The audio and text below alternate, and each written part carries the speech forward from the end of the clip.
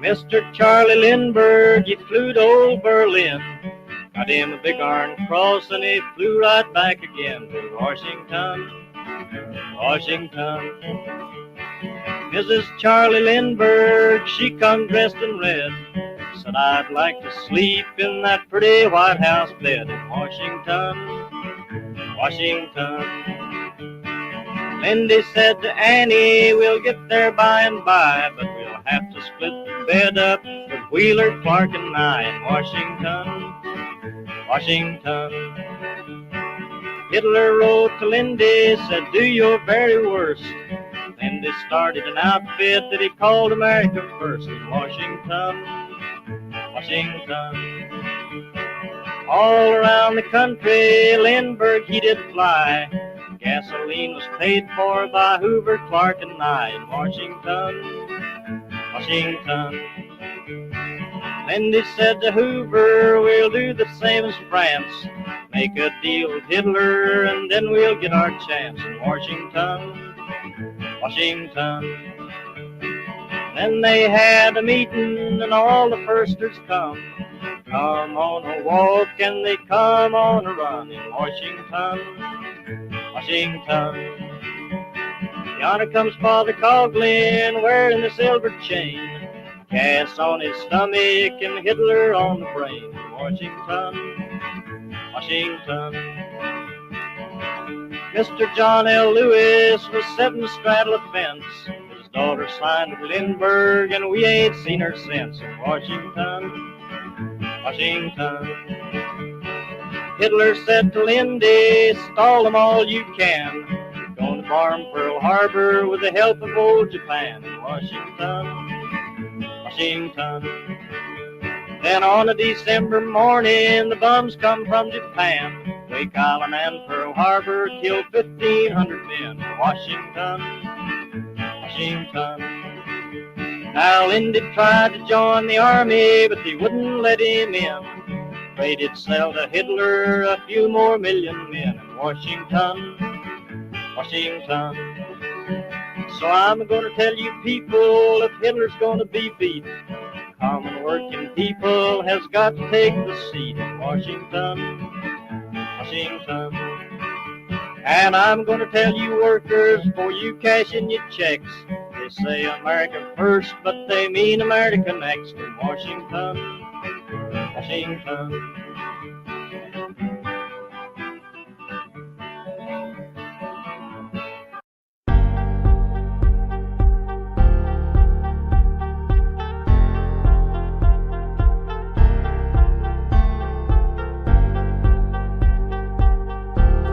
What's going on?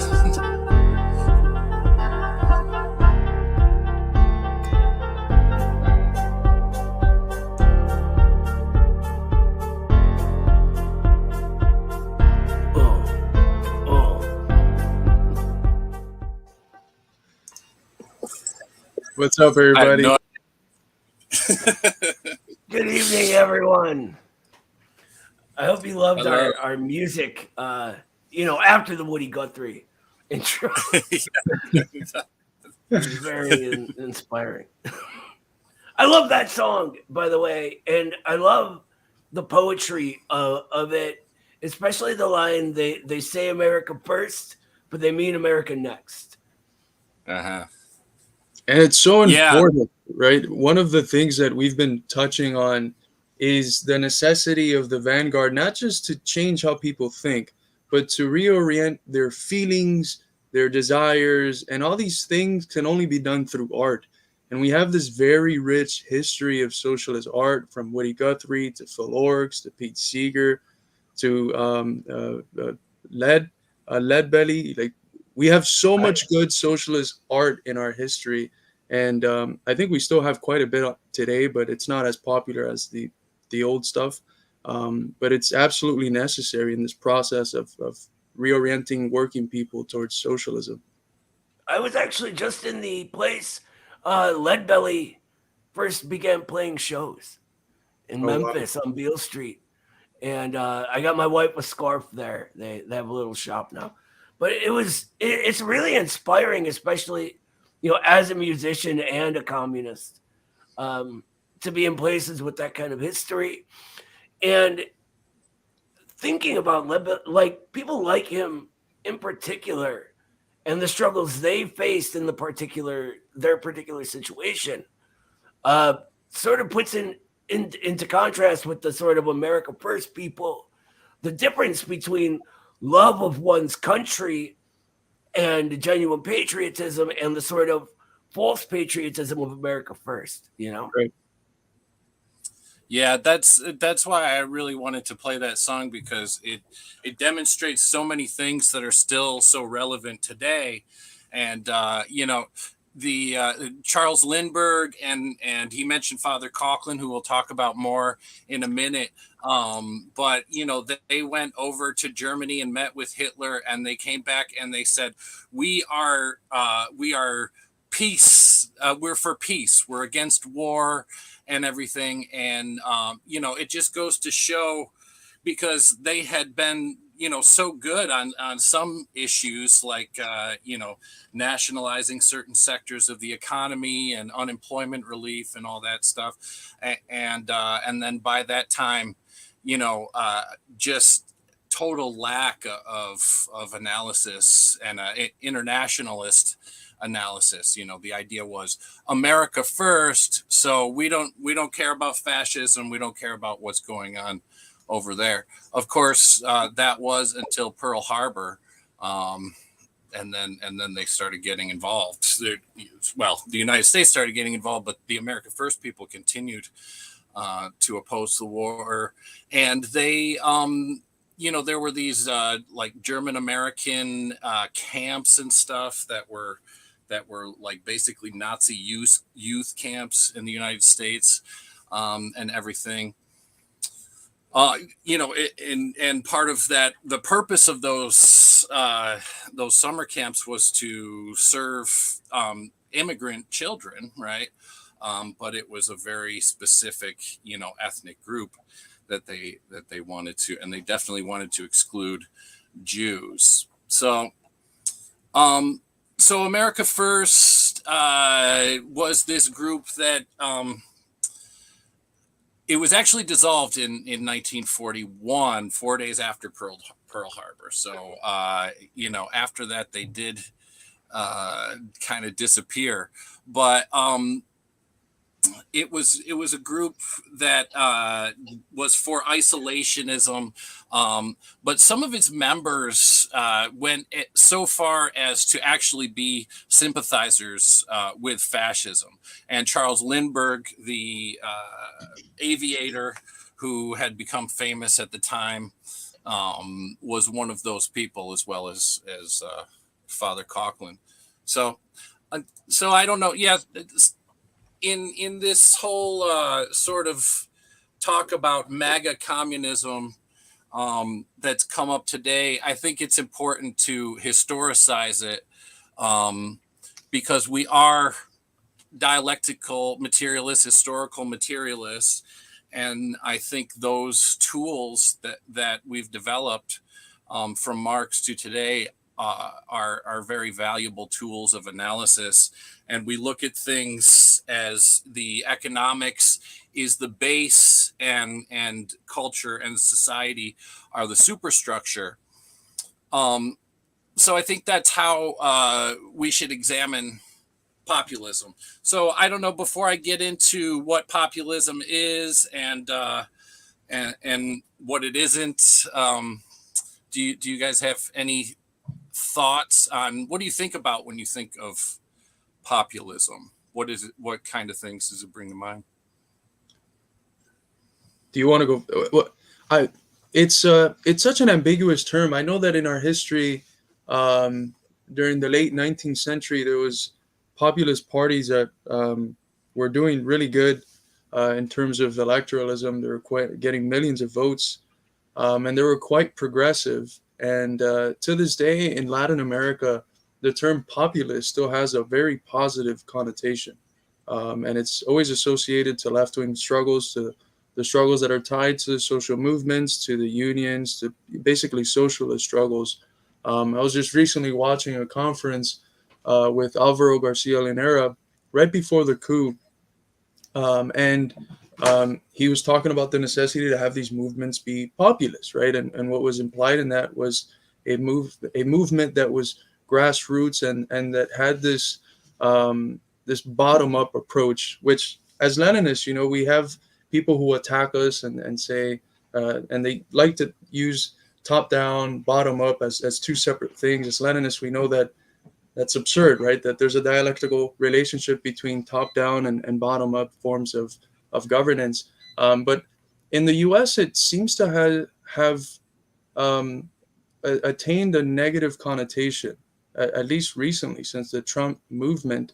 It's been tied to demagogy and the far right, and it always comes with a tinge of this foisted imposition of stupidity on the masses. The masses are very stupid, and they can get carried away just by figures with charismatic leaders. And I'm not sure if that's the case, right? I don't think that the vast majority of working people are stupid. I know that they're quite smart. They know where their interest is, and part of the difficulty in navigating the political terrain is that there are no major parties representing their interests. So when you have a figure like Trump who comes up saying he's going to drain the swamp, saying he's going to get us out of wars, saying even at some points that he endorses Medicare for all, and that's somewhat forgotten, but he starts to bring these populist demands, which are really just socialist sounding demands that have been the core of the socialist movement. He drew a shitload of working people, and I think that shows that if a socialist gets anywhere near the airtime that Trump got, just the little bit of the kernels of socialist demagogy that he included, we know there was no substance behind it, but just those kernels and mixed with the amount of time that mainstream media allowed him to be on, a lot of working people would go for it. And what I remember from 2016 is that specifically in the Midwest, the working class people that voted for Bernie, a good percentage of them either didn't vote or then went with Trump. That was the either or. Either you don't vote or you go with Trump. And it was because of that, right? A lot of them changed their mind. We worked in 2016 when we were doing DSA work. We would work within the local UAW building, and we were always in close contact to union folks. And we worked with the Labor for Bernie people. That was just the sort of collective of unions that were behind Bernie Sanders. And one of the guys that we talked to, that was his experience. He came from a Rust Belt town in the Midwest that had all their industry shipped out. And they voted for Trump after Bernie got cheated. And they were just basically hoping that the promises would be fulfilled, that the jobs would be brought back, that they'd get them out of wars. Because in the Midwest specifically, war and the army and enlisting is used as a tool. It's used as a tool. And a lot of our friends, more specifically, they have a closer connection to Eddie because they were wrestlers. They were told that they can get an education if they signed up for the National Guard. And they were promised that they wouldn't be deployed. And then, they're midway through their bachelor's degree and that they're getting sent out to Qatar and to different places around the world. Some of them saw combat, others didn't. But that was the sort of context. And this person that we got to interact with, again, they were Bernie. Bernie got cheated. They didn't know with Trump. And then in those 4 years, sometime in those 4 years, they realized that it was all BS and they stopped supporting Trump. And but it's something that I think has been underanalyzed or analyzed too abstractly by the left. There's also this desire to impose this image of the racist white working class in order to sort of feed into the basket of deplorables narrative. And that was very popular, especially, these major liberal outlets. It was article after article after article. And statistics showed that, look, 25% only of Trump's base was the working class, which was numbers very similar to Republican candidates before that. So you also can't like fully blame the working class for the election of Trump, but it is a big portion of the working class that, if the left continues the strategy it has had in the last 4 years, which is, a continuation of Hillary Clinton's basket of deplorables, you're alienating yourself from a big chunk of working people that showed in part with that vote that they're ready for something new. And that new thing they're ready for can only be provided by the socialist movement, not by Trump, not by MAGA, and not by any bourgeois party currently. I think so. Two things real quick. Oh man, and the first one just completely left my head, so I apologize. But I remember. Sorry. So you mentioned that the sort of like liberal narrative regarding Trump and why he won is twofold. One, Russiagate, right? It couldn't be anything we did. It was Russia. All them evil Russians, they, meddled, and, they came up with some memes, and that swung the election. The other one is that the entire working class in the Midwest, the South, like the white working class, all are inherently racist. And what Trump did was brought out their latent inherent racism and made it okay for them to be racist, which is just not the case. But that ties into the second part of what I was going to say, which is the entire like modern bourgeois narrative on populism is based on a bourgeois hubris, right? That us dirty, ignorant, stupid working rabble don't know what's good for us. We have no idea what's good for ourselves. If left to our own devices, if allowed to actually lead as a collective, then we do insane stuff. We'd be racist all day, right? And that's just not the case. And that goes way back throughout the history of the American bourgeoisie. It reminds me a lot of, who was the writer that wrote, Atticus Finch, and what was that book? I'm sorry, I have a terrible memory. Mockingbird, Harper Lee. Yeah. To Kill a Mockingbird, Harper Lee. And in this book, it's interesting that the good white guy, right? The one that wasn't racist and going after this innocent black man was the rich one, right? It was the poor ones, the ignorant working rabble, who were all just inherently racist and evil and wanted him to suffer just because he was black. But the savior, the good, noble, rich guy comes in and saves him. When, if you actually look at it, who were the KKK, right? They were the rich people, and they were funded by the rich people, not the working people who have shit to do and ain't got time for all that. It was the rich people. And so that's the first thing I think of when I think of populism, is bourgeois hubris against the working class. Other than that, I'm actually not super familiar with the history. So I'm really, really looking forward to Professor Mitch giving me a lesson tonight.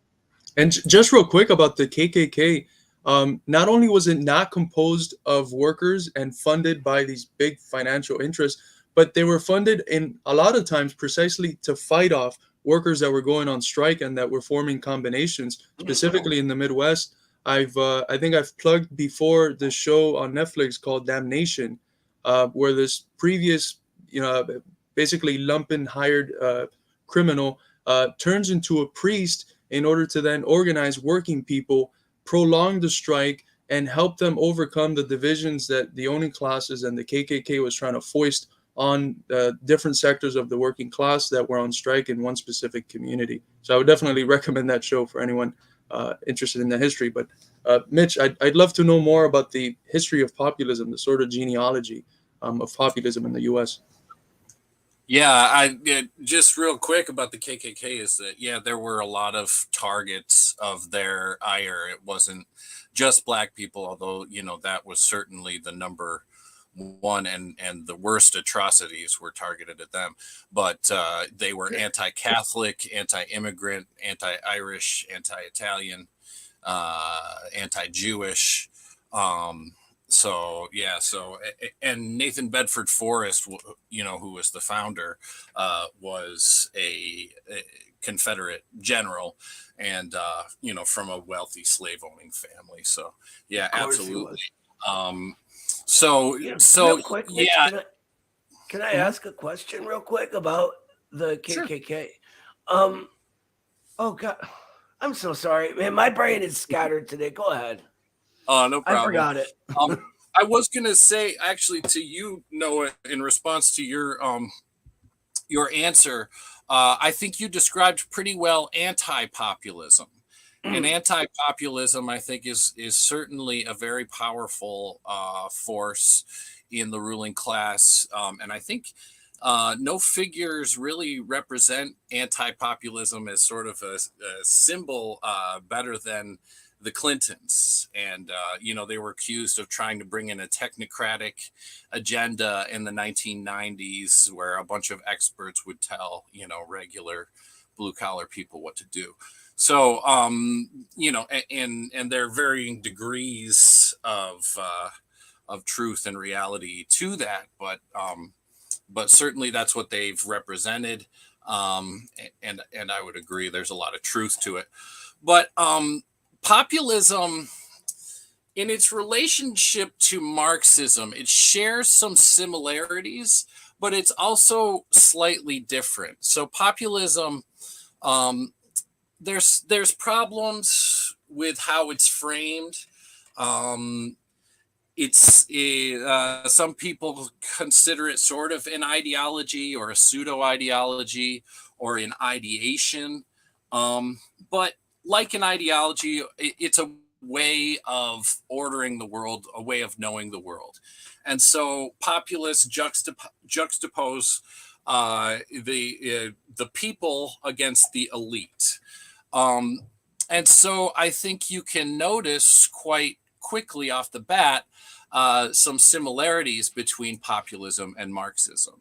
Marxists talk about the economic base on which the superstructure is built as being a struggle between the bourgeoisie and the proletariat, right? But the populist conception of the elites is a little bit different. It has more to do with relative wealth and power in society. And one of the problems with populism is that sometimes theories that vulnerable populations are in collusion with the ruling class come to take the place of a class analysis.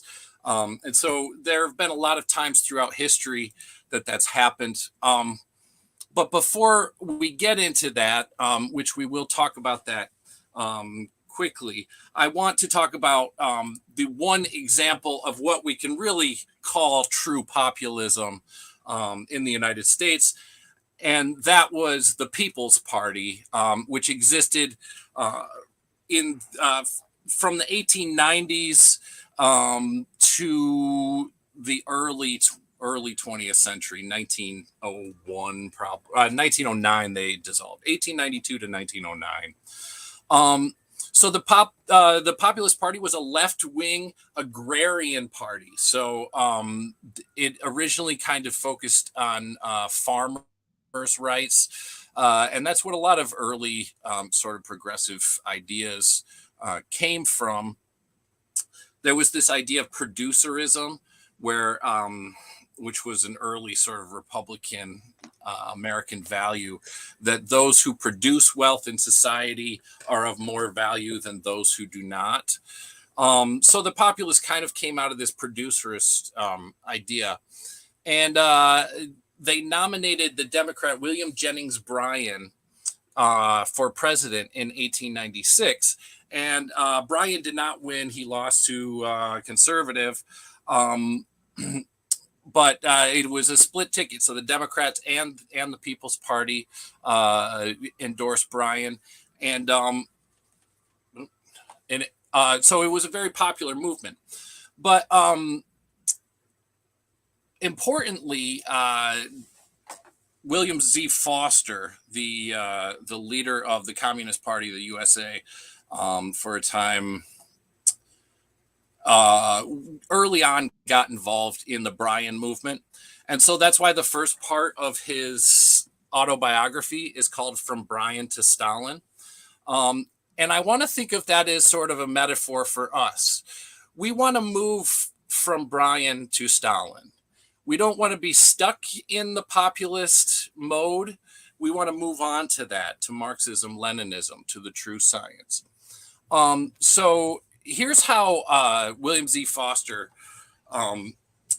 talks about the Bryan movement. There was also so much discontent among the urban petty bourgeoisie or small manufacturers, merchants, etc. They were feeling the crushing power of the growing trusts and monopolies. Already they had succeeded in having the Sherman antitrust law passed in 1890 in a vain attempt to stifle the growth of monopoly. Their cup of unrest was also filled to overflowing by the deep industrial crisis of this period. It was upon this general background of discontent of the workers, farmers, and middle city class that the Bryan Democratic Party campaign of 1896 developed. It originated in the Populist Party of the farmers, and the farmers remained the backbone of the movement, although large numbers of workers and city middle class elements also participated in it. The program of the Bryan movement showed that it was basically of a petty bourgeois character, a fruitless attempt to stem the swift advance of the trust and finance capital and to maintain the traditional competitive system and civil liberties. Its central plank, the free coinage of silver at the rate of 16 ounces of silver to 1 of gold, was an inflationary scheme of the farmers to rid themselves of their increasing debts by creating cheap money, an illusion that still prevails among them. Other planks of Bryan called for government ownership of the railroads and telegraphs, abolition of the national banks, tariff for revenue only, graduated income tax, postal savings bank, government loans on real estate, popular election of U.S. senators, initiative and referendum, Australian ballot system, 1 term for the president, 8 hours for government employees, abolition of detective agencies, restriction of immigration, abolition of injunctions in labor disputes. But the center of the whole movement was free silver, the rest of the program being largely ignored in the election agitation. So although many of Bryan's proposals were of importance to labor, the mass of the workers did not rally to them. True, the AFL gave Bryan a roundabout endorsement, and Debs, already widely known from the ARU strike, supported him openly. But the great bulk of workers who had no organized mass party and who, for the most part, felt their grievances to be economic rather than political, were caught by the McKinley big capitalist slogans of sound money, high tariffs, high wages, and the full dinner pail. Bryan was overwhelmingly defeated by the combined big capitalist forces of the industrial East and the Middle West, who boldly announced that they would close their factories if Bryan were elected. Thus, the door was flung still wider open for the retreat of the middle class and the advance of triumphant monopoly capital. Now, does that sound familiar to anybody, or does that sound familiar? Right? Wow. And I know, yeah, I'm interested in Carlos in particular, because I know you were part of the Bernie campaign. I'm interested in your thoughts on that, and your thoughts, because after that, Foster talks about getting involved in the labor movement and getting involved in militant strikes.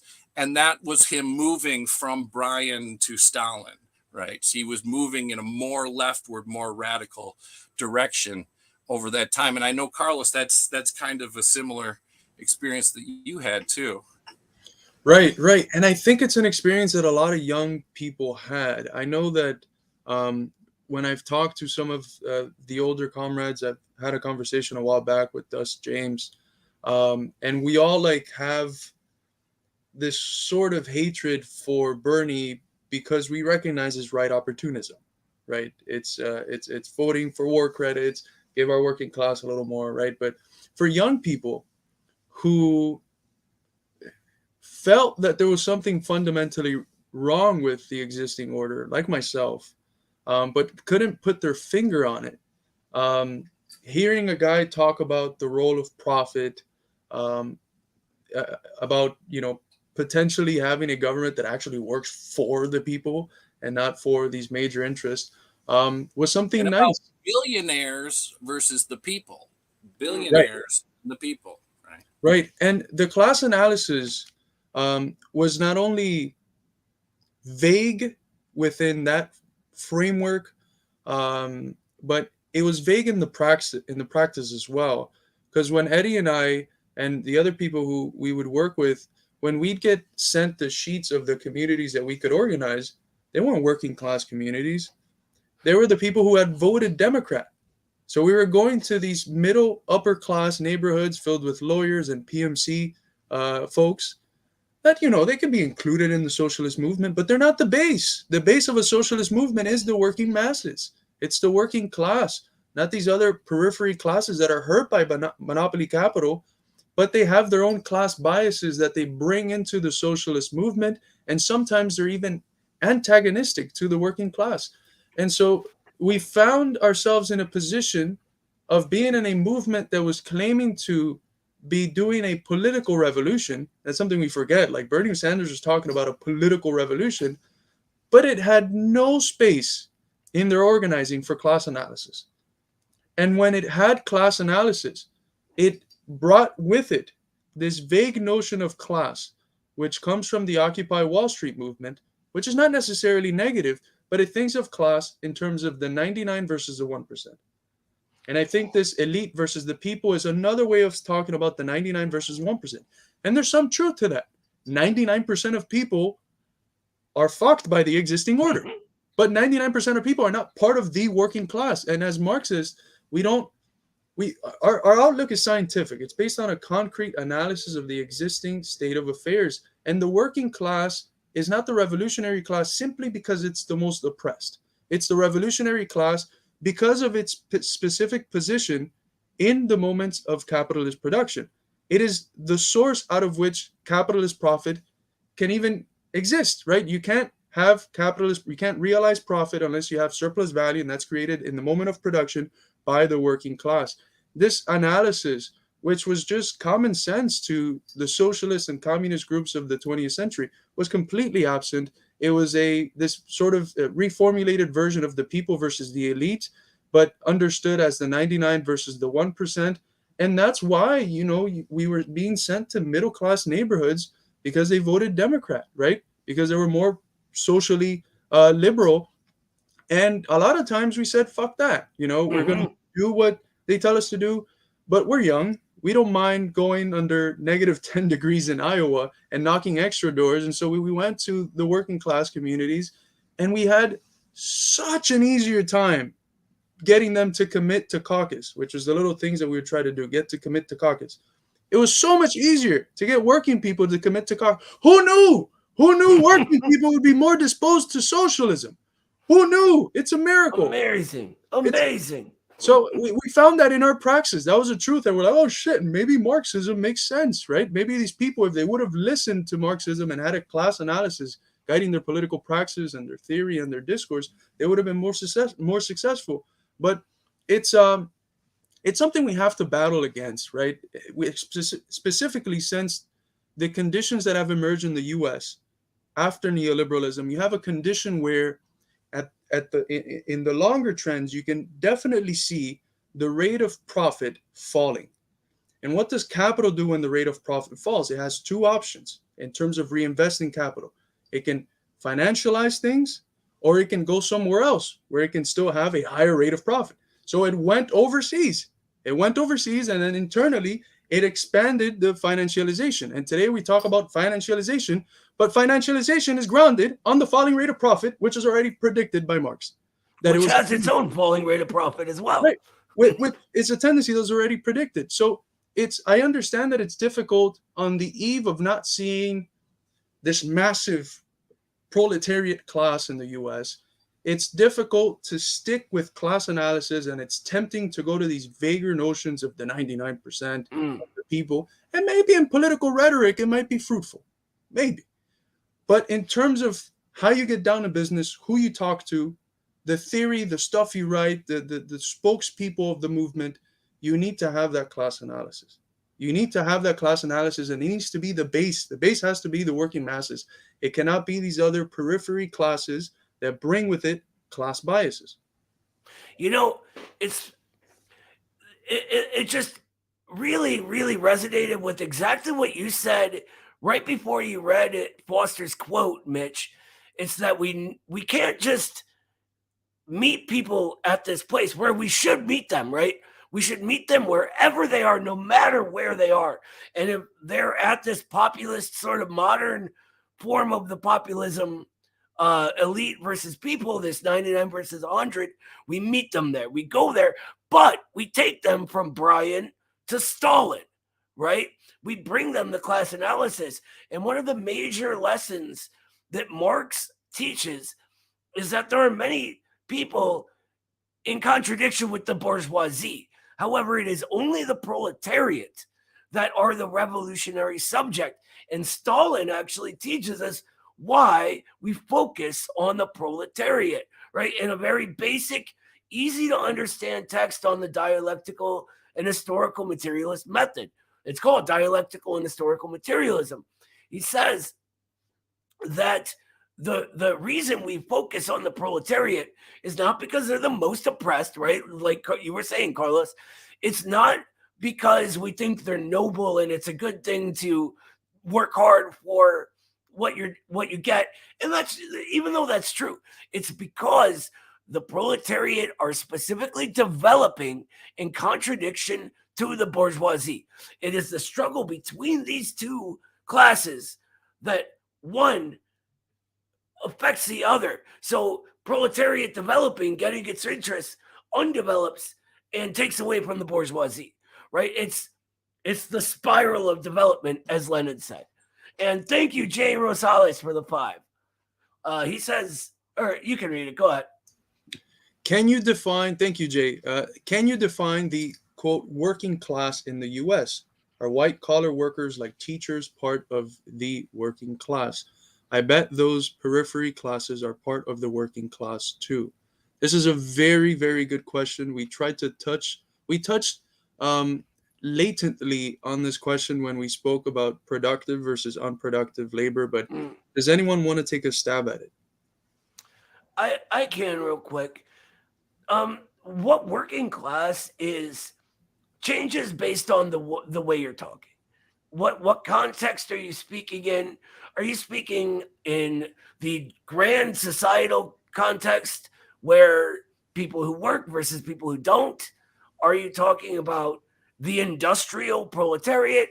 I mean, there's different ways of using the word class. So I tend to use the word working classes because it's sort of a modern version of the way William Z. Foster actually used to say toiling masses all the time, or the toilers, because that includes everyone who works and scrapes by, but not specifically the proletariat. So we include peasants, we include what I call these days the re-proletariat, which is teachers would be a big part of this, people who in the last period may have been part of the middle classes, right? But due to capitalism continuing on and capital centralizing more and more, debt, etc., are falling back down into an inability to accumulate, reproletarianizing them. So they may be doing this professional job like teaching, yet they are way closer to us in the proletariat than the rest of the PMC. It's important to remember that these categories aren't immutable and they aren't forever, and that it has to do with relationships to the mode of production. So if you have only your labor to sell, then you are working class. If you are able to hire other people and make money through other people's work, then you are of the bourgeoisie. Of course, then there's petite bourgeoisie, and there's sort of other sort of gradations in there that Marx comes up with. But that's basically it in a nutshell. And one of the things that Marx notes in various parts of capital, but most concretely in the third volume, is the fact that capital is going to have this tendency, as the forces of production develop and as the necessary labor time continues to shorten, to make more and more parts of the working class participate in unproductive labor. We have a tendency to think about that normatively. I don't think we should. We should not, right? Just because one work is productive, the other one is unproductive, doesn't mean one is, at the normative level, ethically more valuable than the other, or that the other is parasitic or something like that. All that means is that the unproductive labor, their wages are extracted from the immense amount of surplus value that's taken from the productive laborers. And Marx says, look, these unproductive laborers are also exploited, but they're not producing surplus value. That surplus value is created in the moment of production by the productive laborers. But he does notice that as capitalism develops, more and more parts of the working class are going to have these service job positions, and that these service jobs positions still mean that they're working class, but they're the part of the working class that is participating in unproductive labor. Can I add two quick things onto that, Carlos? Mm-hmm. One, what we mean by productive or unproductive labor is important to understand. And all really productive labor means is that this labor is adding concrete value into the thing being sold, the commodity. That's all it means. It doesn't mean like and unproductive labor doesn't mean like, your coworkers that don't do anything, right? That you have to do all their work. They're not unproductive labor. And it's also not tied to the character of what's produced being tangible or not. Exactly. Yeah, you could be a video game coder, and that's productive labor, right? But also, the Marx is very, very graphic in his parallels a lot and his metaphors, and he talks about these service and service workers as being very similar to Roman or Greek slaves. Yeah. So when you hear someone talking about like, a service worker isn't a real worker or whatever, Marx disagreed highly. Right. Absolutely. Yeah. So do we want to move on to in talking about populism here a little bit? Let's walk down the road from Bryan to Stalin, right? Yeah. So one of the things. Thank you. Just a shout out. Thank you, SG, for the $5. Appreciate it. One of the things you, I don't know, I think it was Carlos mentioned was about this. Well, you talked about it too, Noah, with the anti-populism idea is that the working class are hopelessly backward and ignorant and racist. And in the history of populism, so for one thing, populism was a left-wing movement, right? The People's Party was a left-wing party. And then for another thing, it was not a racist movement. There was black populism, which sought to unite with the broader populist movement between 1886 and 1898 during that post Reconstruction era. The black farmers joined together to oppose Jim Crow laws, and they formed organizations including Colored Agricultural Wheels, Southern Knights of Labor, Cooperative Workers of America, Colored Farmers Alliance, and there was a project, or an important project by Thomas E. Watson, who is an American attorney and politician from Georgia. And Watson wanted to,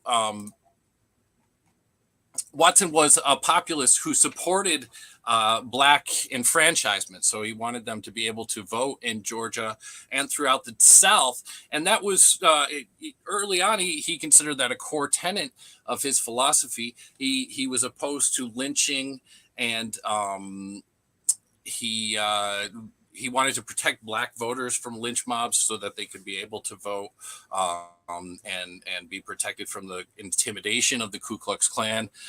But after 1900, his opinion shifted, and I think his opinion shift also signaled a shift in the broader populist movement in general. Because at that time he stopped believing in integration and racial inclusion and started to identify himself as a white supremacist.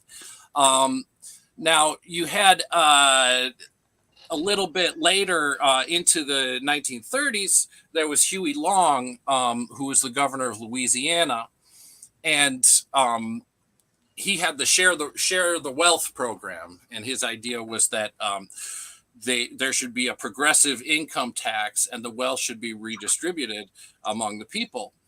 And he ended up being assassinated under mysterious circumstances. But some people called him a fascist, and this was as the Nazi Party was starting to come about.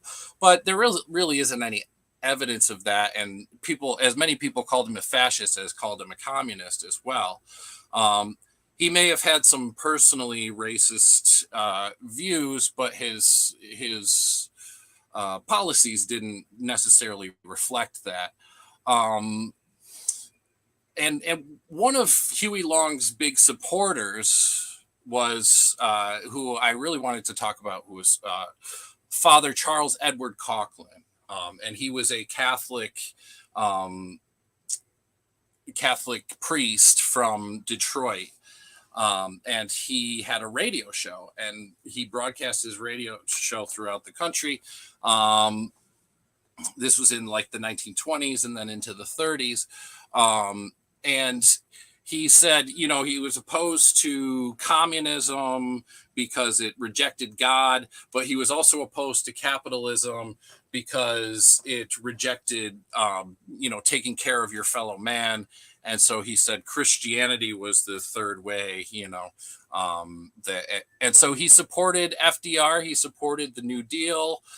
He supported unions. But then into the 1930s, he started to be curious about this guy with a funny mustache from Austria. And he ended up going to Germany and meeting with Hitler and supporting Hitler. And so then he became one of the people that started working with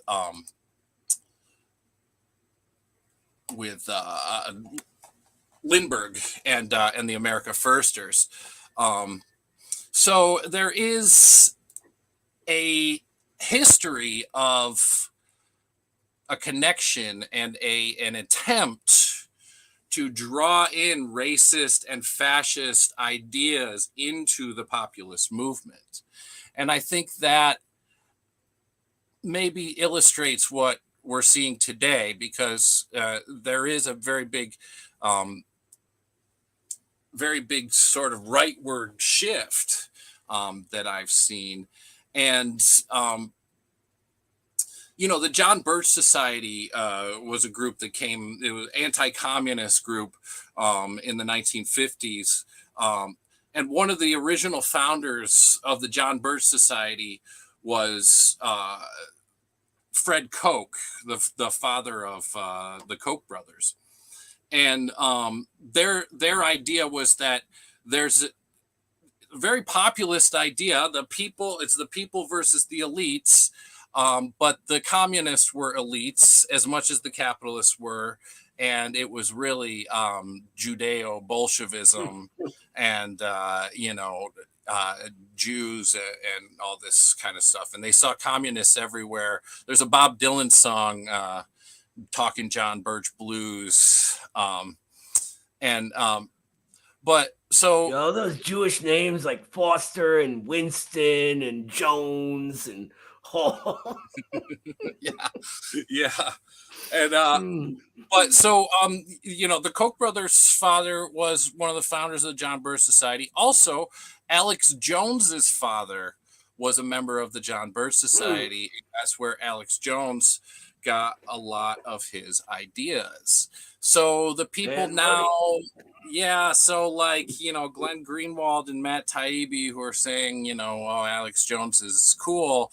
Alex Jones is actually an anti-communist, and was raised in this anti-communist organization. So, so I do think we need to, on the one hand, try and reach out and find common ground with people on a populist basis. But I think we need to be careful of not having a principled analysis, and we need to make sure we're grounded in reality and not, I think there's a tendency for people to say, well, traditionally the left has tried to work with the Democrats, and that's a total disaster. So, the Republicans are the opposition now, so let's work with them. Right. So, I think it's like we haven't learned anything. It's interesting to me that becomes the answer, right? Because it's still in this bourgeois division that gets pushed onto us just all day, every day, rather than genuinely making the working class a class for itself. And so the way I see it is sort of when we go to sort of agitate with on these bases, right? Are we absorbing them into the genuine progressive forces, or are we getting absorbed into something else and led away from class struggle? That's a line that is kind of vague when we think about it until we concretize it. Like, we have to be the actual subjective force in there making that distinction. So like this MAGA communism hashtag or whatever, going to people who voted Trump or whatever, I do that all day, but I don't make myself part of the Trump movement. Instead, I begin talking to them about communism, right? And the idea is to take people in circle one and bring them over into circle two, which is the big one with the red flag and everything, right? Rather than just me staying in that circle one with them. I got to draw them out and bring them over here with us by telling them that, communists aren't what you are told, rather than just repeating what Trump said or whatever. That subsumes what we're doing. Same as right opportunists within the communist movement get subsumed by the Democrats by just repeating what they say and become just a less effective version of the Democrats. I think what you have here, both in the case of the tailing of the Democrats and now the tailing of the Republicans and the MAGA movement, are two forms of rear guards. And what we have to remember as Marxist-Leninists is that our sort of organizing should be the sort of organizing of a party of a new type. A party that's a vanguard, that is grounded in the masses, but it doesn't just go down to the masses to stay there and chill. It goes down to bring them up. It's a process of elevation, of elevating the masses to consciousness. We are the medium through which the subjective factor, the subjective conditions for revolution could develop. And I think right now in the US, we have the objective conditions here. We have the objective conditions here. Lenin says a few things for what constitutes the objective conditions. People need to be feeling the existing order weighing down on them more than before. And we have that. We need to have a situation where working people should not be willing to live in the old way. We have that. Only 20% supports what Congress does. 60% is against the party, the two imperialist party, and wants a third party, right? And the ruling class cannot continue to ruin the old way. And we do have that because the stage that we're in of capitalism is imperialism, okay? And governments are but the committee of handling the affairs of the ruling class. The capitalist government at home, you cannot divide it from what it does abroad. And in this age of unipolarity, where of multipolarity, of a rising multipolarity, where the end of history has itself ended, and where the U.S. continues to be challenged by its proxy wars and its coup attempts, whether in Russia or in China or in Latin America that it's tried to do in the last 5 years, coups in Venezuela, in Nicaragua, in Cuba, in various places, and has failed. It cannot continue governing in the old way. So we have the objective conditions for revolution here. What we need is a subjective factor. We need people to understand that their issues stem. Sorry, I got a gang of chihuahuas back there. Their issues stem not from policies, not from a specific party, not from a specific politician, because now even communists want to blame everything on Trump when he's just a symptom. Their issues stem from the system. And that subjective factor can only develop in the masses if we get to them and act as a vanguard, which is go down to them, understand their conditions concretely, understand their common sense feelings and understanding, and reorient the kernels that they already accept towards socialism. That's the process of elevation, of cultivating the subjective factor for revolution. And that's what we need to be doing now. Most American people accept the principles that are in the Declaration of Independence, which the bourgeoisie had to craft vague enough in order to include other classes, in order to have its revolution succeed. A government of, by, and for the people. The right to life, liberty, pursuit of happiness. The right to revolution, right? All of these things are radical. They cannot be realized in the existing bourgeois order. They can only be realized in socialism. Only socialism gives people a government of, by, and for the people. That's what socialism is. And so that's what we have to be doing. Getting to the masses, not sticking there telling them, vote Democrat, vote Republican, MAGA communism. No, get to the masses, get what they already believe, the kernels that are potentially revolutionary, and lead them towards socialism. Change their mind, get them organized. And once they're organized, then you can begin to put revolution on the table. That's what's missing. And insofar as we continue to say, vote for the Democrats, we have this massive fascist threat. The Democrats have been increasing the police around the country. The party that, in order to win in 2020, had to dress itself in the BLM slogans, have been increasing police. They've been increasing police. They've been increasing funding to the security state, to the FBI, to the CIA, to the NSA. They've been increasing the funding to neo-Nazis in Ukraine. They've been funding the most right-wing parts of the Republican Party. That just came out 2 days ago. The Democrats are funding the most right-wing candidates of the Republican Party. And you want to tell me that's a fascist, anti-fascist party? That's what you want to tell me? That's bullshit. No more supporting the Democrats. No more supporting the Republicans. We need to guide working people under the revolutionary fertile soil that we have right now to socialism, to revolutionary organizations. If fascism arises in the USA, it's not going to be from one person. It's going to be from the objective forces from which fascism arises, right? And that includes the Democrats. Carlos mentioned the Democrats funding the most far-right Republicans. That is insane, right? If we think there's actually a difference between these factions of our government, I don't know what else to tell you. I saw a graph today of Biden's proposal for his,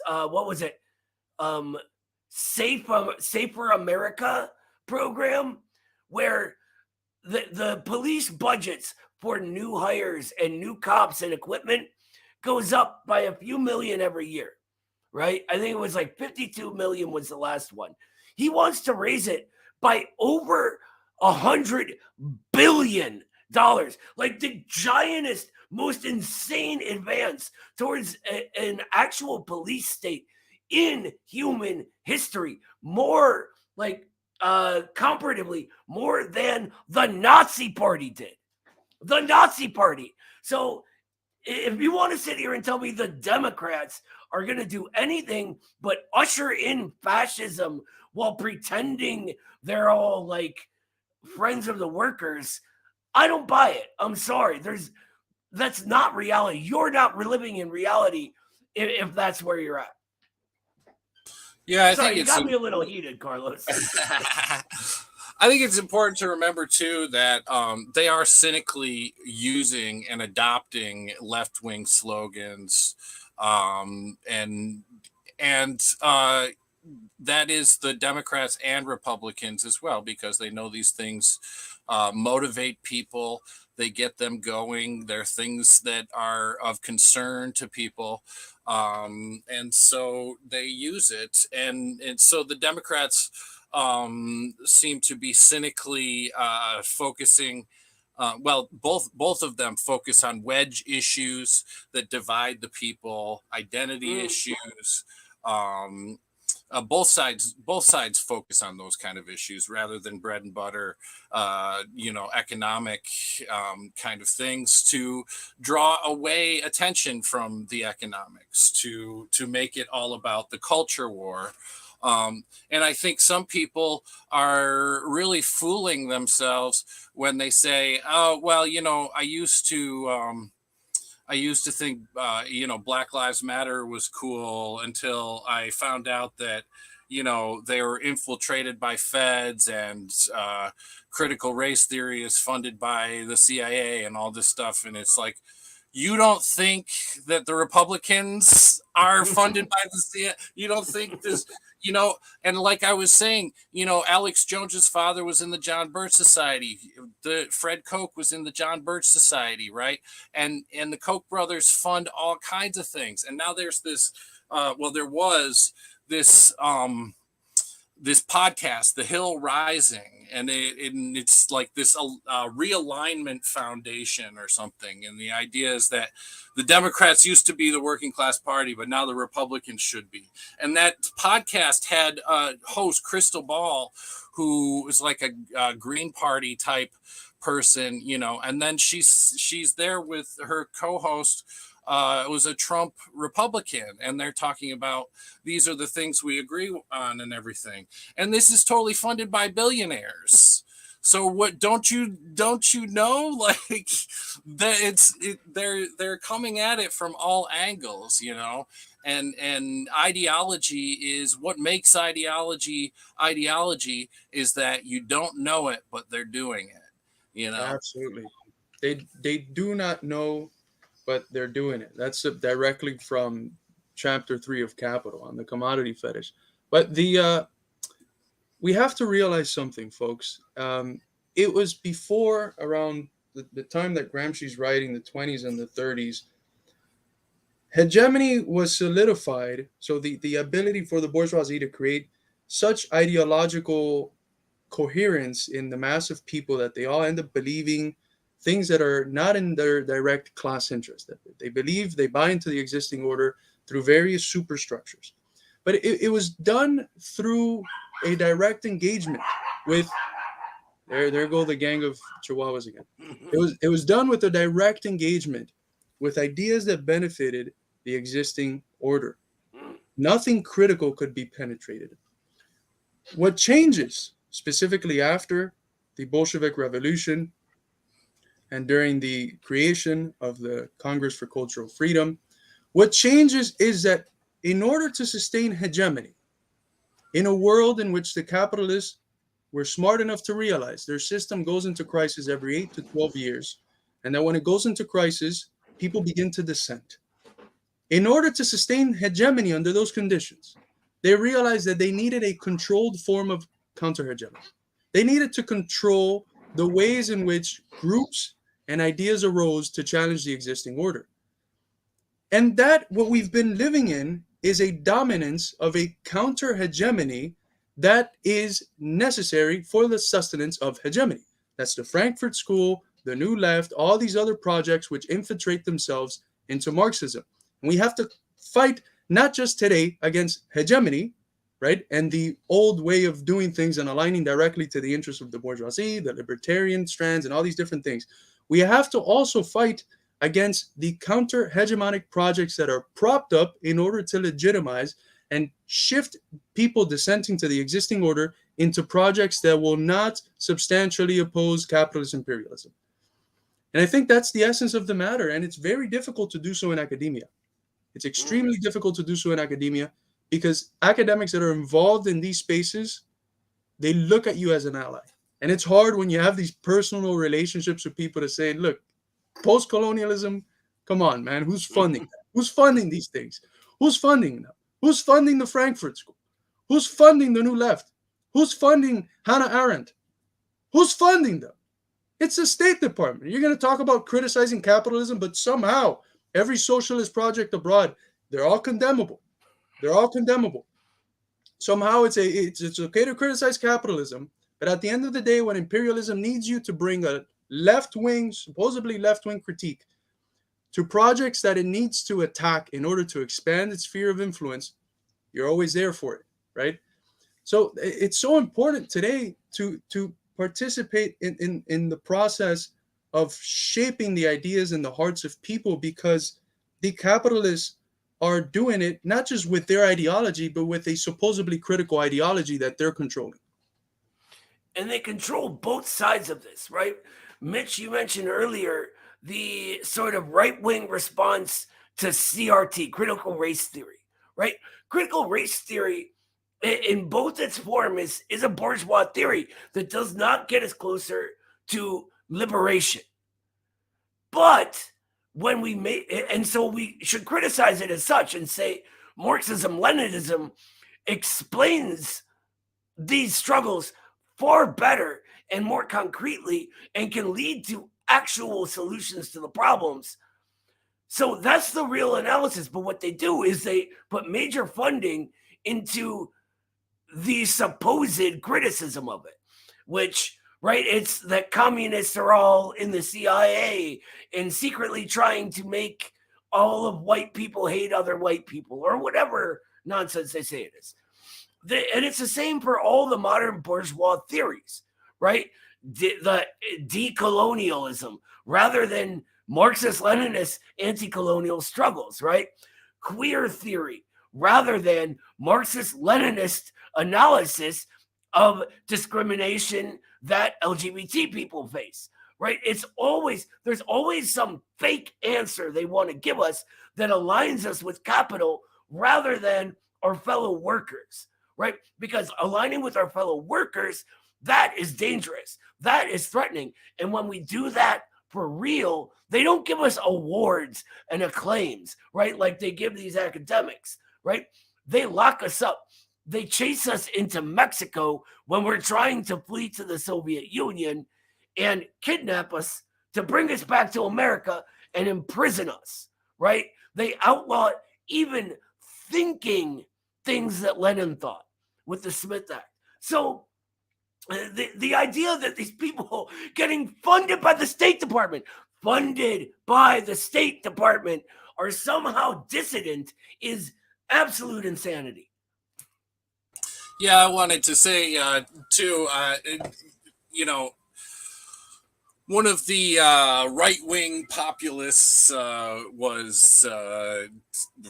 was considered a right-wing populist was Nixon, and he sort of orchestrated the hard hat riot in May of 1970, where these construction workers in hard hats went and attacked students who were protesting the Vietnam War. And it was this whole thing of like, oh, these blue collar guys in hard hats are not accepting these bourgeois students, anti-war views and everything.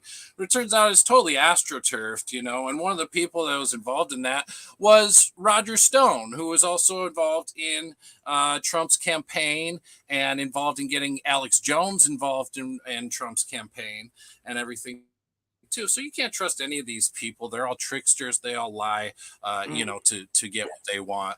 And I think the trap that people fall into is that they think, oh, well, you see the hypocrisy in one thing, and you say, oh, well, they're the opposition to that, so they must be good because this other thing is wrong, go ahead. Oh, no, speaking of Alex Jones, he's very interesting to me. Alex Jones, like in mainstream society, is sort of known as a crackpot, right? And a conspiracy theorist. And we have our own criticisms of dismissing things as conspiracy theories. But the reason, number one, that we know Alex Jones is wrong about things is because we have a Marxist analysis and can actually explain the things that he comes to wild conclusions about. But he always used to be, like, back in the day, he used to be the guy that would go, like, if the ATF comes to your door, you have every right as an American to shoot them in the face, right? He said that, which is crazy. But and now then he's like, Trump, Blue Lives Matter. right? He was Then saying Trump they're gets coming elected. to put you. He's saying they're coming to put you in concentration camps, and now he's like, just comply with the police. Exactly. Then Trump gets elected, right? And suddenly he's like, hey, that establishment, maybe I was wrong about them. You need to support your police because they're actually, this arm of the state, they're actually against the deep state. So if the ATF comes to your door, that vague thing called the deep state, they're against them. So yes, sir, Mr. ATF. He just completely touches his toes for the establishment now, which is just absolutely hilarious to me. And he's able to create these fake narratives out of an element of truth here and there, and then just totally twist it around, which actually reminds me of the last piece of history that I wanted to bring up. And that was the German populism in the 1930s. So of course, the Social Democratic Party was in charge of the Weimar Republic. Then they used the Freikorps to put down the Spartacist rebellion. And then there was the beer hall putsch. Is it putsch or pooch? I don't know. But is it putsch? I think it's putsch. Yeah, I guess putsch. Yeah. So that was an attempted coup where they rounded up people in beer halls. So what's more working class than that, right? And the Nazi Party was called the National Socialist Workers' Party, right? And it came out of something called the Völkisch movement. Which was an ethno-nationalist belief in, the Aryan race. It was mixed up with all this esotericism and everything like that. But the Völkisch means, people or peopleism, It's a lot like Narodnik, right? I don't know. Yeah, I'm not. It's Russian. It was a Russian movement. Pre-Bolsheviks, the Narodniks were a peasant. It meant peopleists, basically. I'm sorry to interrupt you, Mitch. Yeah, so it's the same idea. Horrible. But the Völkisch movement had more, ethnic, conservative elements to it. But it was also this sort of collectivist idea that we're all one people and everything, right? So some of the people that were involved in the Nazi Party early on were Gregor Strasser and Otto Strasser. And Otto Strasser had been in the Freikorps, and he saw how the Social Democratic Party really betrayed the people. He had been in the Freikorps, and then he joined the Social Democratic Party. Then he left the Social Democratic Party because he said they betrayed the people, and then ended up joining the Nazi Party. And he wrote, he had a newspaper, actually his brother, Gregor Strasser, wrote using Otto Strasser's name, actually. But they had a newspaper called the National Socialist, and they wrote about how they needed to nationalize industries. They needed to do away with capitalism. They need to get rid of class struggle. But what do you also, mean by get rid of class struggle? Well, their answer to that, of course, was to exterminate Jews. So they became a part of the Nazi Party early on, and part of the propaganda wing. And their role was to bring workers into the Nazi Party and to make Nazism appealing to workers. And then eventually, in the Night of the Long Knives, Gregor was killed, but Otto escaped. Gregor was killed and Otto escaped, and actually lived in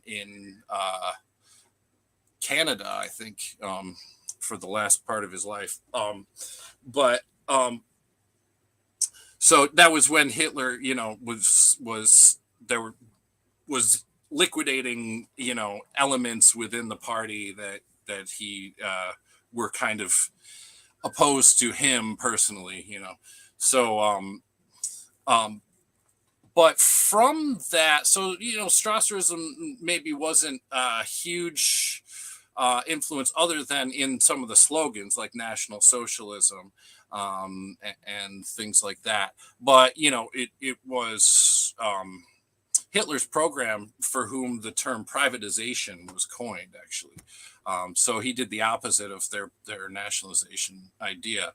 But from that, groups like the National Bolsheviks, which was a group in Russia that included Edward Limonov. He was a writer. Limonov was an anti-communist prior to 91, and then had moved away, and then after 91 moved back and became close with Alexander Solzhenitsyn, who was also an anti-communist writer, wrote about Stalin's crimes and everything.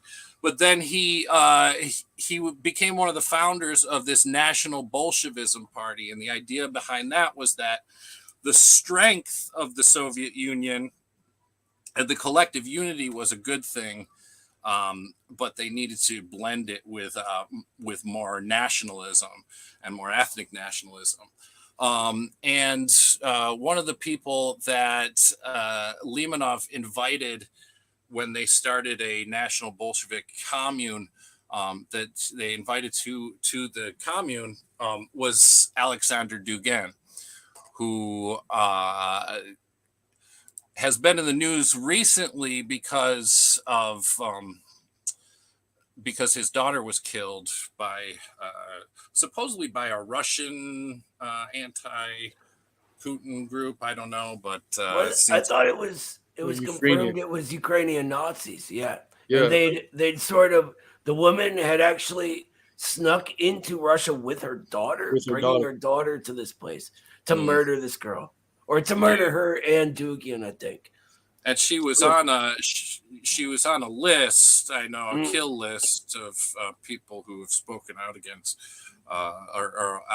against Ukraine. Roger Waters is in that list, and quite a few people. Yeah, he's also on that list.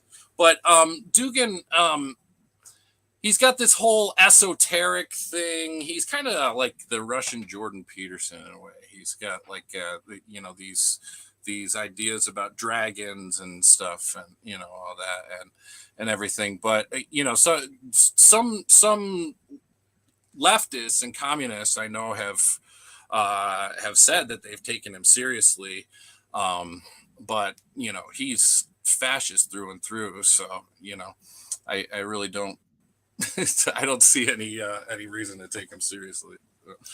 But I don't know if I would call him fascist, but it's not like he's a communist. He's a philosopher to me. And more than anything, I think he's sort of a postmodernist, right?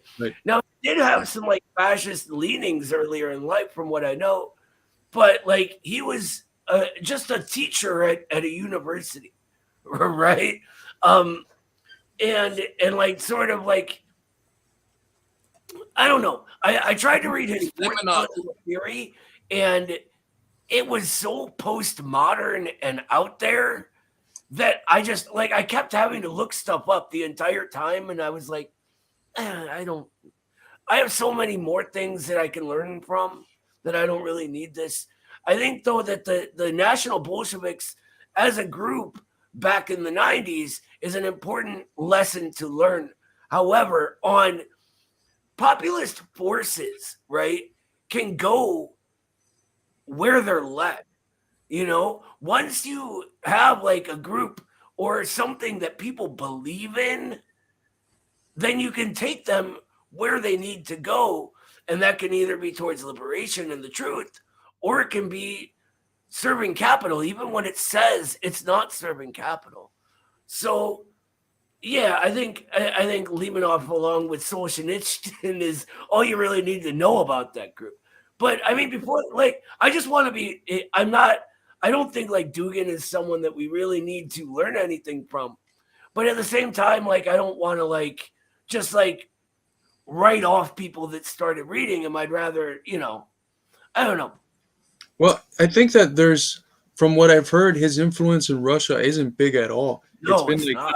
They're calling him Putin's Rasputin, but Putin never met him. Putin was never in the same room with him. Right. And that's the thing, that it's propped up because the guy, from what I've seen, is largely a wacko, and it's propped up in the West, and then it's propped up in the West, and because a lot of people see that in the activities that Russia is doing geopolitically, they're quite anti-imperialist. They believe the lie that Dugin is somehow like the brain of Putin, and then they buy into Dugin, and mediated in that buying into Dugin is the BS point from the Western media that he has any influence at all in Russia. Like, he got kicked out of his post in Moscow University almost a decade ago, from what I've heard. So Putin like personally participated in that decision. Right. So much influence over Putin. Right. Right. Putin is a really interesting figure to me, especially the misconceptions we have about him here, because he would be a sort of general populist leader right now, right? And like, his history is fascinating, how he got there. He was a party man in the late Soviet Union, right? He was a party man that dedicated his life to the KGB, right? And genuinely believed in the Soviet project. And then the West starts like its shift, and he became Yeltsin's boy. Like, Yeltsin needed something done, Putin was there to do it, And so then, after the whole Yeltsin debacle and the disaster that was for Russia, Putin begins this massive leftward shift. Now, it's not like he's like a communist again, because for me at least, I'm pretty sure like his Sovietism died with the Soviet Union, but he's still on this leftward shift, and bringing the oligarchs under control after like being one of the people that helped get them established. That's huge that he went the other way, and now he's cooperating with Zhuganov and the Communist Party, and talking about like socialism being in the debates for the future of Russia. It's huge. And guess who doesn't have anything to do with that, by the way? Alexander Dugin. Right. And it's funny because the same people that in the US, like the milquetoast social democrats that are like, we can push Biden left, and knew it was bullshit. I mean, what you're seeing in Russia in part is the Communist Party, as the CPRF keeps growing, it is objectively pushing Putin more and more left. Of course, they have a ton of criticisms of the stuff that he does at home, but they are doing what, in an ideal realm, what the people here say to themselves in order to justify voting Democrat. They are doing what the social democrats here think that they can do. If our Communist Party was as powerful as theirs, then we could talk about pushing Biden left. Right. But I wanted to mention, Reagan's has been recommending this book to everyone that supposedly was just released. It's from Philip Short. He's a historian, a bourgeois historian, but I've heard that he's fairly good. Reagan's has a series on Short's book on Mao, and a review article of his book on Pol Pot. But he has one that just came out that's just called Putin, and it goes through his life. But from what I've heard, because of that, leftward shift, that reining in of the shock doctrine and the shock therapy that, just destroyed Russia, he's got the trust of a big portion of the working class. And the working class seems to be largely split between Putin and the CPRF over there. A lot different from ours, huh? Right. So give us 10 years. The also the CPRF is not a super leftist party either, and they ran a TV star for president in the last election. The Social Democrat, right? Yeah, they've been allying with some of the Social Democrats, and being a bit more broad, I guess, taking a united front-ish approach, but without the fascism part, the fighting fascism part. And there's communist groups in Russia that are against the CPRF, and I just recently heard about this that the CPSU, the Communist Party of the Soviet Union, is still around. Really? They're still around in Russia, and I heard that the head of their youth league, the communist youth, is like 82. But they're still around, and they're not big fans of the CPRF, but they collaborate with them here and there, and it's hard to see from outside because you can know things better when you're in the country and actively participating in those spaces. But from outside, what it seems is that they've broadened their approach in order to win more electoral battles, and they have been gaining some ground. And I think that the last election, they were saying that it was rigged against them, or if not, they would have won. But polls wise, they've been going up by a lot. Yeah, no, they are pretty powerful in Siberia. They kind of run the oblasts of Siberia. Right. Well, any closing comments? I think it's been a very informative discussion, but any closing comments, comrades? I would say just, it's important to work with people who think differently from us, and it's important to talk to people in a respectful way who are differently from us. Don't be an asshole,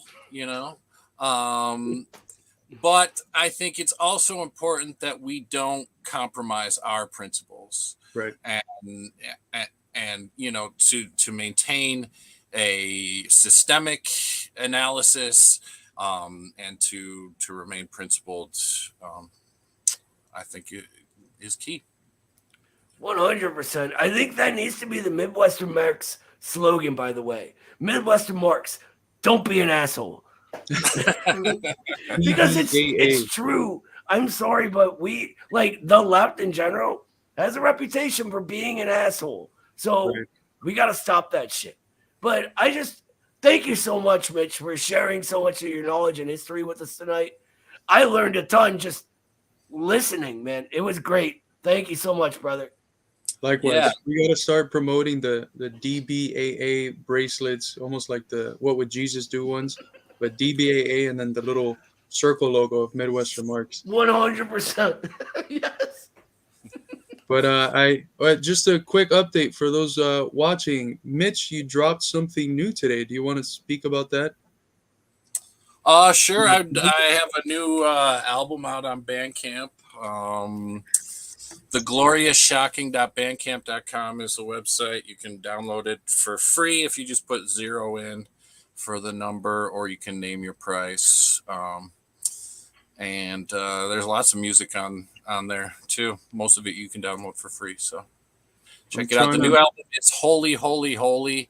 It's kind of a follow-up to my album Ho. And I'm doing one called Ho, Ho, Ho, which will come out in December. It's a Christmas album. I love your titles, brother.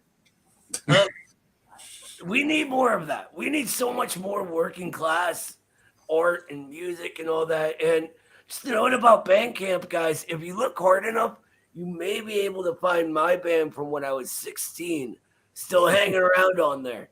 I'm not going to tell you what it was or how terrible it was, but it's on there.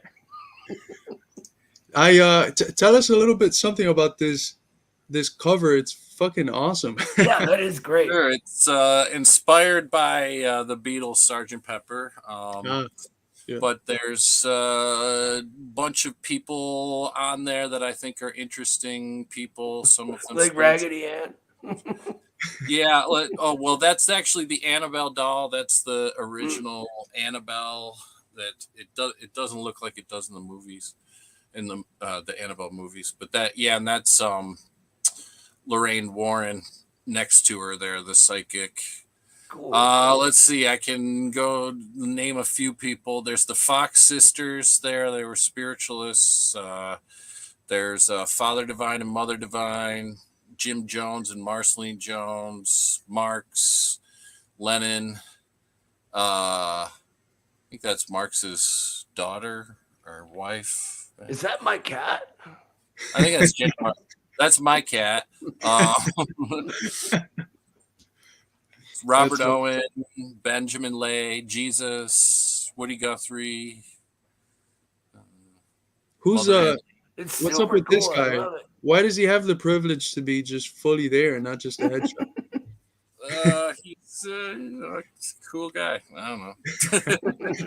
Benjamin Lay, early Quaker abolitionist. That's awesome. We need so much more socialist music. I'm not a musician myself, but I know that Noah, Mitch, and Eddie have talked before about hopefully doing something, maybe a Midwestern March jingle.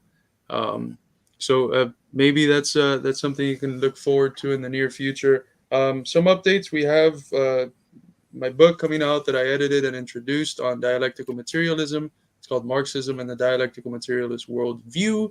It's an anthology. I believe it's the first of its kind that collects from a broad range of texts from Marx, Engels, Lenin, Stalin, Mao, Mosiah Olgin, who's fairly unknown.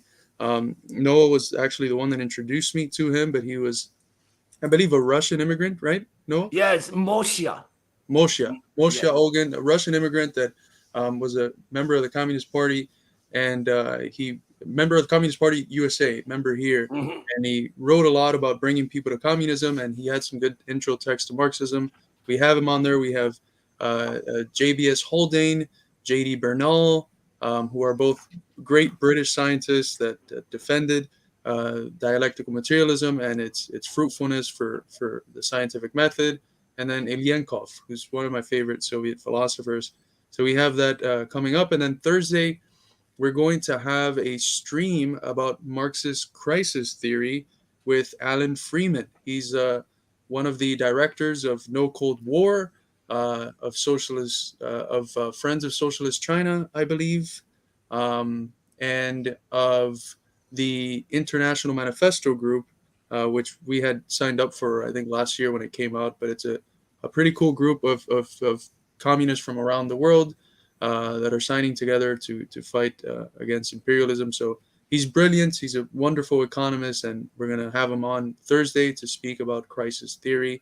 And then we have hopefully some more interviews coming up that we're still yet to confirm a date on, but it should be a quite packed week and a lot of events coming up from Midwestern Marx. So look forward to those, and thank you all for watching this stream, and take care. Have a good night. Bye, everybody. Thanks, everybody.